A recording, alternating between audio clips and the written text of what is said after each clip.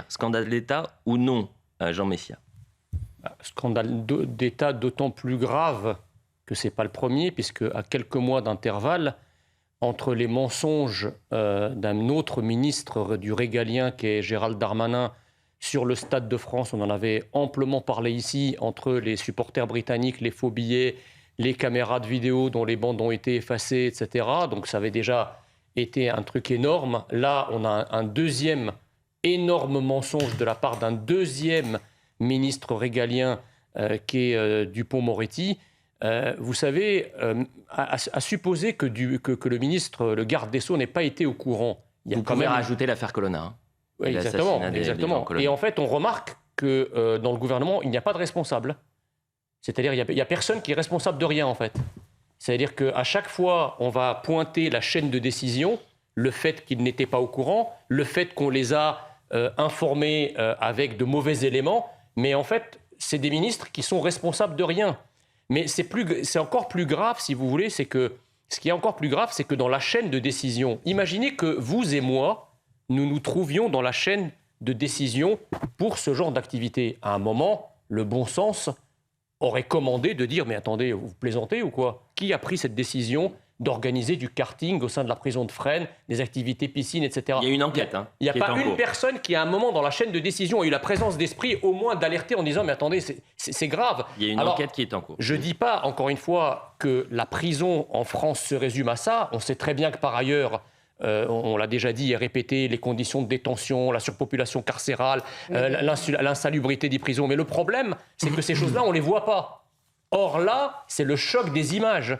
C'est-à-dire que ces images-là, on voit des gens s'amuser en prison, on ne voit pas les gens qui sont sanctionnés ou qui peuvent souffrir en prison. Donc en fait, les images ont une vertu, une mauvaise vertu pédagogique pour tout un tas de publics, à commencer par les éventuels candidats à la délinquance et à la criminalité. Finalement, ils peuvent se dire au regard de ces images que les conditions de détention qui font l'objet de rapports qui restent dans des tiroirs ne sont pas si terribles. Un peu loin. Pourquoi voulez-vous que le laxisme qui est généralisé dans la société, quand on voit des gens qui sont accusés de meurtre, de viol, etc., libérés au bout de la moitié de leur peine pour souvent récidiver, il n'y a qu'à vous brancher sur les émissions comme Enquête criminelle ou Crime, etc., pour voir tous les récidivistes, les criminels les plus endurcis. Pourquoi voulez-vous que ce laxisme que la justice laisse faire s'arrête à la porte des prisons ? Donc c'est très choquant, mais en même temps, vu le fonctionnement du système et le fait que la sanction a été depuis fort longtemps par vos amis qualifiés de fascistes, c'est encore notre responsabilité. Qualifiés de fascistes, je veux bien évidemment, qu'on vous accuse de quoi. Si la République ne met aucun cran d'arrêt à rien, même le mur de la prison devient ouvert à tous les excès. Voilà. Vous exagérez. Ça, c'est une chose. La deuxième chose, c'est que excessif et un peu insignifiant.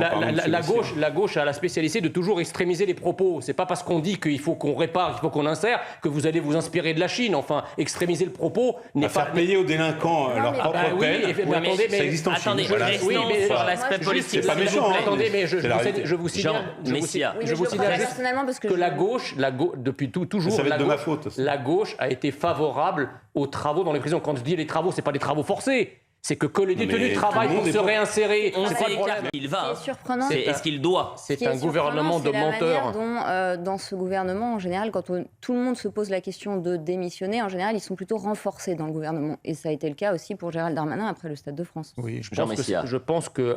Est-ce qu'il va? Parce qu'on a bien compris que ces derniers mois, quel que soit le scandale, vous êtes maintenu. Donc, mais je pense qu'avec la... Sauf quand vous vous appelez Damien Abad. Avec la politique du mensonge au plus haut niveau de l'État, le gouvernement a inventé une nouvelle exception française, celle du ministre qui ment éhontément et qui est effectivement renforcé dans ses prérogatives, comme ce fut le cas de Darmanin. Dans n'importe quel pays au monde, je répète, dans n'importe quel pays au monde, que ce soit ce qui s'est passé au Stade de France ou ce qui vient de se passer à la prison de Fresnes, aurait immédiatement commandé, mais même sans qu'on le réclame, les ministres d'eux-mêmes auraient eu la dignité et l'honneur de s'en aller.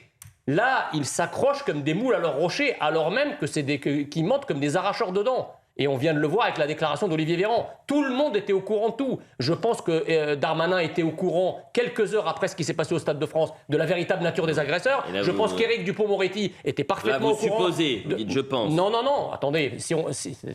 Faut pas être naïf. Je pense qu'Éric Dupond-Moretti était au courant de ce qui se passait. On est en train de parler de Fresnes quand même. On n'est pas en train de parler de la petite maison d'arrêt qui est au fin fond de la Creuse. On parle de Fresnes. Donc si le ministre n'est pas au courant de ce qui se passe à Fresnes, je ne sais pas de quoi exactement il peut être au courant. Puis surtout, la conférence de presse d'Éric Dupond-Moretti hier, mais c'était à tomber à la renverse. C'est le ministre de la Justice qui vient commenter, en fait, sur un plateau de télé, comme si c'était un spectateur faussement détaché, presque ironique, de ce qui venait de se passer à Fresnes. Le rapport d'enquête est très simple. Il faudrait d'ailleurs que Dupond-Moretti s'en méfie, parce qu'il mène tout droit à son bureau. Je l'ai dit et répété, si le garde des Sceaux, le ministre de la Justice, est infoutu de savoir ce qui se passe à Fresnes, on parle de Fresnes, on ne parle pas du petit centre de détention au fin fond du Lot, on parle d'une des prisons principales de la capitale. Si le ministre de la Justice, qui est aussi le responsable de l'administration pénitentiaire, ne sait pas ce qui se passe dans l'une des principales, sinon la principale prison française, je ne sais pas de quoi il est au courant, en fait, ce ministre. Donc c'est quelque chose de très comment dirais-je, gênant. Enfin, comme si le ministre était au courant de tout ce qui se passe dans toutes les prisons françaises, c'est ridicule. Il dit j'aurais mis un veto immédiatement, mais attendez, il s'est pas mis un veto à lui-même quand il a joué au baby-foot avec les prisonniers. Donc pourquoi il aurait mis un veto là-dessus ? Et je suis d'accord avec William Tay, il y a effectivement un laxisme d'atmosphère, y compris et surtout de la part d'Éric Dupond-Moretti qui s'est voulu le ministre des détenus. Donc si effectivement dans la chaîne de commandement, il n'y a pas eu à un moment quelqu'un qui a eu le bon sens de dire « attendez, vous déconnez ou quoi ? On ne va pas mettre du karting dans les prisons » parce que ça n'a pas eu lieu. C'est bien parce qu'il se disait que dans l'idéologie d'Éric Dupond-Moretti, tout ça passerait crème.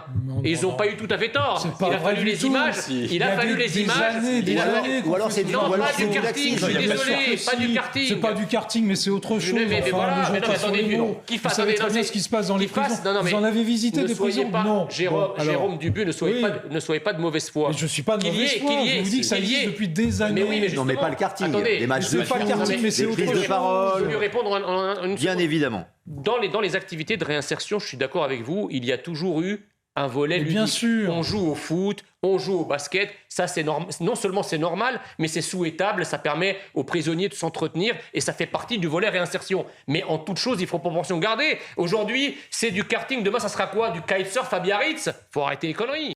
Moi, Jean Messia. J'ai une question à poser à M. Dubus, puisque vous dites que ça s'est toujours fait. Mais dans ce cas-là, pourquoi Dupond-Moretti est contre ? Contre quoi ? Contre la piscine et contre le karting. Oui, c'est ce si ça s'est toujours fait et que c'était une pratique parce commune, que c'est un ministre différent des autres. Ah, et donc c'est un ministre qui est plus dur que les autres. Oui, ça, vous êtes vachement crédible. Oui, il est beaucoup plus dur que les autres. D'ailleurs, si vous lisez bien sa loi et l'application de sa loi, vous voyez que pour la première fois... Oui, mais vous rigolez. Mais moi, je vous donne un exemple concret. Mais tout le monde est mort de rire sur le plateau. Vous êtes deux à rigoler, mais moi, je vous donne un exemple concret. Avec Dupond-Moretti, il est même pire que Taubira. Mais pas du tout. Enfin, ça n'a rien à voir. Vous avez lu sa loi ? Non, vous n'avez pas lu sa loi. Vous avez lu sa loi ? Non, j'ai entendu sa voix. Qu'est-ce qu'il y a dans sa loi ? Il y a la fin de la réduction automatique des peines. C'est pas un progrès, ça ?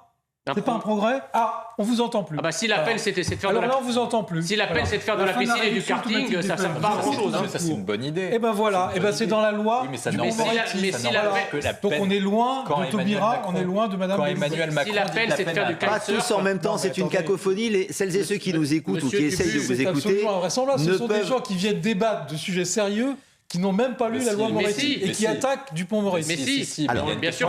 Les bras mentons. Pas tous en même temps. En même temps. Lisez la loi et puis après. Je vous dis que si la peine, ça se réduit à faire du kitesurf et du karting, ça sert à rien. Bien sûr. Moi, je vous dis que la fin de la réduction automatique des peines, c'est pas un progrès ? C'est un progrès à condition que ça soit une peine. Très bien. À condition que la peine soit tenue. Attendez. Le problème, c'est que dans un monde parfait, lorsque une telle erreur magistrale est commise de la part d'un ministre, on n'a même pas à lui demander de démissionner, en fait. C'est-à-dire que si le ministre avait un minimum de dignité et d'honneur, il démissionnerait, il partirait de lui-même. C'est d'ailleurs tout l'esprit des institutions de la Ve République. C'est de la même manière que Gérald Darmanin, après ce qui s'est passé au Stade de France, qui fut un scandale non seulement national, mais également international, il aurait dû de lui-même décider de partir, surtout que dans les deux cas, que ce soit Darmanin ou Dupond-Moretti, ils ont menti éhontément aux Français. Donc le problème, c'est pas qu'on demande, on ne devrait pas le demander dans n'importe quel pays au monde, un ministre responsable d'un tel fiasco, que ce soit le ministre de l'Intérieur ou le ministre de la Justice, ils auraient été immédiatement mis à pied. Mais le gouvernement pratique une forme de surdité, c'est-à-dire que pour le Stade de France, le sujet a fait l'actualité pendant des semaines. Et pendant des semaines, le gouvernement a fait la sourde oreille, il a fait l'aveugle, il a continué, le truc est passé et Darmanin est toujours en place. C'est exactement ce qui va se passer dans ce cas précis. C'est-à-dire qu'on va continuer à parler de ce sujet, les gens vont continuer à s'en scandaliser, sur les plateaux, les Français surtout vont continuer à s'en scandaliser, mais ils attendent que la tempête passe et tout reprendra comme avant. Donc en fait, c'est un gouvernement qui ne semble pas finalement prendre la mesure des échecs et des scandales que sa propre action contribue à créer. Jérôme. Le problème, c'est que dans un monde parfait, lorsque une telle erreur magistrale est commise de la part d'un ministre, on n'a même pas à lui demander de démissionner, en fait. C'est-à-dire que si le ministre avait un minimum de dignité et d'honneur, il démissionnerait, il partirait de lui-même. C'est d'ailleurs tout l'esprit des institutions de la Ve République. C'est de la même manière que Gérald Darmanin, après ce qui s'est passé au Stade de France, qui fut un scandale non seulement national, mais également international, il aurait dû de lui-même décider de partir, surtout que dans les deux cas, que ce soit Darmanin ou Dupond-Moretti, ils ont menti éhontément aux Français. Donc le problème, c'est pas qu'on demande, on ne devrait pas le demander dans n'importe quel pays au monde, un ministre responsable d'un tel fiasco, que ce soit le ministre de l'Intérieur ou le ministre de la Justice, ils auraient été immédiatement mis à pied. Mais le gouvernement pratique une forme de surdité, c'est-à-dire que pour le Stade de France, le sujet a fait l'actualité pendant des semaines. Et pendant des semaines, le gouvernement a fait la sourde oreille, il a fait l'aveugle, il a continué, le truc est passé et Darmanin est toujours en place. C'est exactement ce qui va se passer dans ce cas précis. C'est-à-dire qu'on va continuer à parler de ce sujet, les gens vont continuer à s'en scandaliser, sur les plateaux, les Français surtout vont continuer à s'en scandaliser, mais ils attendent que la tempête passe et tout reprendra comme avant. Donc en fait, c'est un gouvernement qui ne semble pas finalement prendre la mesure des échecs et des scandales que sa propre action contribue à créer. Jérôme, on croit à la parole des politiques, en général, de tous bords. On ne parle pas uniquement de la parole des politiques qui sont en place au gouvernement. Je crois que les Français n'y croient plus, mais ils n'y croient plus pas par hasard. C'est parce qu'à force de croire dans la parole des politiques et d'avoir été si souvent trahis, lorsque les politiques ont si souvent failli, lorsque les politiques ont si souvent menti, eh bien, effectivement, au bout d'un moment, la confiance est rompue. Et une des raisons pour lesquelles aujourd'hui les Français ne croient plus dans la parole des politiques, ce n'est pas la faute des Français, c'est la faute des politiques en qui ils ont remis leur destinée à plusieurs reprises et qui n'ont pas été à la hauteur de ce qu'ils en attendaient. C'est tout. Quant effectivement à ce que dit M. Dubus sur la loi de Dupond-Moretti, vous savez, il y a la loi, il y a son application. Si vous lisez la politique pénale sur le papier, c'est parfait. Sauf que dans la réalité, on va vous expliquer qu'il n'y a pas de place de prison, qu'il y a ceci, qu'il y a cela, et donc vous allez avoir un laxisme judiciaire absolument incroyable. Attendez, on en a des exemples tous les jours, mais voyons. Non. Les décrets ne sont pas encore signés, comme vous voulez que ce soit mis en application. Tous les jours, on a des exemples. Les décrets ne sont pas encore signés. Est-ce que la loi prévoit que lorsque un type est condamné après plusieurs récidives pour un viol ou pour un meurtre, qu'il soit libéré, qu'il soit condamné à 20 ans, qu'il soit libéré au bout de 10 ans pour recommettre de nouveau un crime ou un meurtre mais ou un viol. Libération automatique, c'est terminé. Est-ce que c'est prévu? C'est pas prévu. Et pourtant, ça se fait. Mais si, c'est prévu.